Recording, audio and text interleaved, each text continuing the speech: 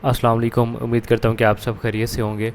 अच्छा, break down कर लेते हैं कल वाली ट्रेड्स का। कल हमने बेसिकली दो ट्रेड्स ली थी, जिसका पहले का हमारा स्टॉप लॉस हिट हुआ था। ये मैंने 1 मिनट के सेटअप पे ट्रेड ली थी। इसका भी मैं आपको ब्रेक डाउन रीजन बता देता हूँ। ये मैंने फिबोनाची पे ली थी, ओ टी जोन पे। यहाँ से मैंने ड्रॉ किया, लो टू हाई ड्रॉ किया, और ये हमारे पास इसका गोल्डन जोन निकल के आया था। और मैंने इसके ओ टी जोन के टैप पे यहाँ पे ये वाली एंट्री प्लेस की थी, जो कि हमारी स्टॉप लॉस हिट हो गया। तकरीबन 100 पिप्स का ये स्टॉप लॉस था। 100 पिप्स का भी नहीं, 86 पिप्स का ये स्टॉप लॉस था, जो कि हिट हो गया। उसके बाद इंस्टेंट मार्केट ने यहाँ पे ड्रॉप दिया, तो मुझे अंदाज़ा हो गया कि यहाँ पे ना लिक्विडिटी ग्रैब हो रही है, क्योंकि ओ टी जोन पे कभी भी इस तरह मार्केट इतनी तेज़ी से ड्रॉप नहीं देती। अगर देती है तो इसका मतलब ये है कि उसके नीचे लिक्विडिटी है, या उसके नीचे कोई हायर टाइम फ्रेम का कोई जोन है जिसको मार्केट पिक करने जा रही है। अच्छा जी, फिर उसके बाद ये सारी कैंडल ऐसे समझे एक 5 मिनट की ही हैं। 5 मिनट में ये सारा ड्रॉप आया है। उसके बाद मैंने देखा है कि यहाँ 15 मिनट का हमें एक ऑर्डर ब्लॉक मिलता है। ठीक है, ये वाला ये ऑर्डर ब्लॉक मिलता है। इसने यहाँ पे अपना ये वाला स्ट्रक्चर भी ब्रेक किया हुआ है, ये वाला भी ब्रेक किया हुआ है। तो फिर मैंने यहाँ से एंट्री प्लान किया, इसको मैंने रिफ़ाइन किया था मज़ीद, इसको इस तरह रिफ़ाइन किया था।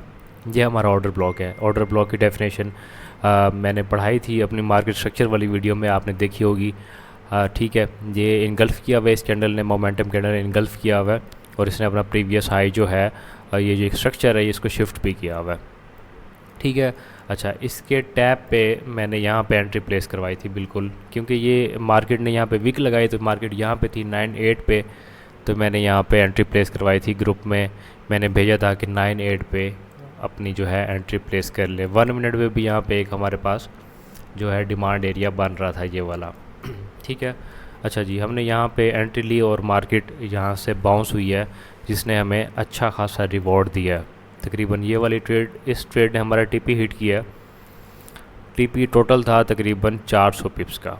ठीक है, लेकिन मैं समझ सकता हूँ कि यहाँ पे 400 पिप्स तक तो किसी ने भी होल्डिंग नहीं की होगी, तो मैं 400 पिप्स को काउंट नहीं करूँगा कि 400 पिप्स मेरी ट्रेड बुक की है। लेकिन एटलीस्ट ये है कि जो हमारे ये 80 पिप्स लॉस ये हुआ था, कम से कम यहाँ पे लोगों ने 100-150 पिप्स तो इस ट्रेड को होल्ड किया है। ठीक है, वो मेरे पास स्क्रीन शॉट्स वगैरह आए हैं।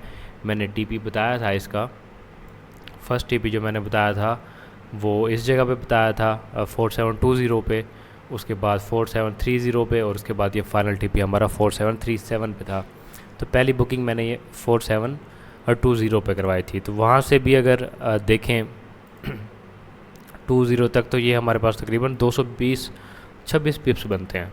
चले, मैं ये भी कहता हूँ कि यहाँ पे एंट्री लेट हो गई होगी, क्योंकि यहाँ पे बहुत ज़्यादा स्पीड से मार्केट आ रही थी। 20-30 पिप्स लेट भी करो तो तकरीबन 150-180 पिप्स जो हैं यहाँ पे मैंने भी बुक की हैं। बल्कि मैंने तो पूरा टिप ही लिया था, और लोगों ने इतने एवरेज 180 पिप्स बुक की हैं।